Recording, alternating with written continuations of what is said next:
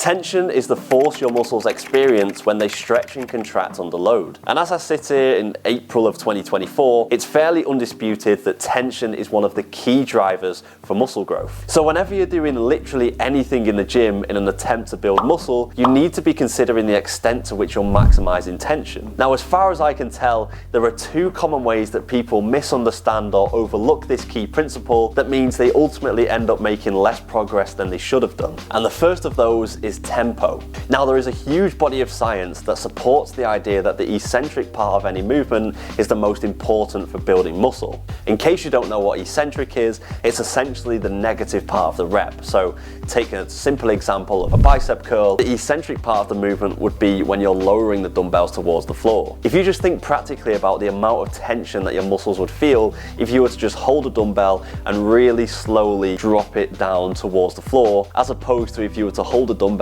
and just let it drop very quickly. Now, you might then ask, well, how slow should my reps be to maximize muscle growth? Well, instead of going down a massive rabbit hole, a pretty good indicator is if the negative part of your rep lasts for between 2 to 4 seconds. What tends to happen is that people start focusing a bit too much on the amount of weight that they're lifting, end up lifting a bit more than they can handle, the tempo of their reps increases, and then they end up getting less out of each rep because they're not engaging in a slow and controlled eccentric. Well, the same thing tends to happen when people get to those final few reps, and that's potentially an even bigger problem because those final few reps are going to be the most hypertrophic and where you're going to get the most bang for your buck. And so if that's the point where you stop thinking about tension, stop considering the tempo of your reps, and stop thinking about form, that's when you're going to start to leave gains on the table. The second point of discussion is junk volume. Junk volume is the idea of doing any sets that exerts time and effort but has little to no benefit in terms of muscle or strength gain.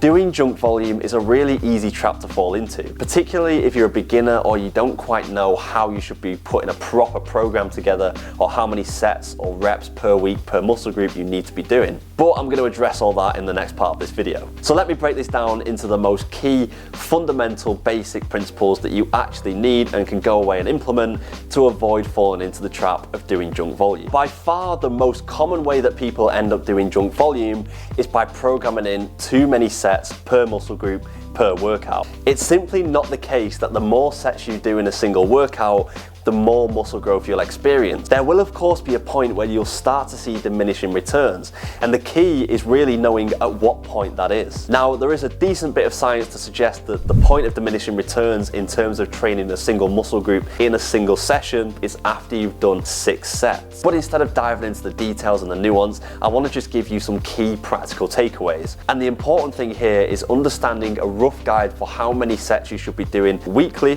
per muscle group and how many sets you should be doing per workout per muscle group. So in terms of your weekly volume, you should aim for between 10 to 20 sets per muscle per week. And in terms of your per workout volume, you should aim for between 6 to 8 sets per workout per muscle group. Just to highlight, that is per muscle group and not per exercise. So for example, let's say you're doing 8 sets of chest in a particular push day. That might be made up of 4 sets of cable fly, 2 sets of incline press, and 2 sets of decline press. 3 different exercises, but all working the same muscle, and overall you've got 8 sets that work that particular muscle. Don't forget to like, subscribe, go and follow my socials, and I'll see you in the next one.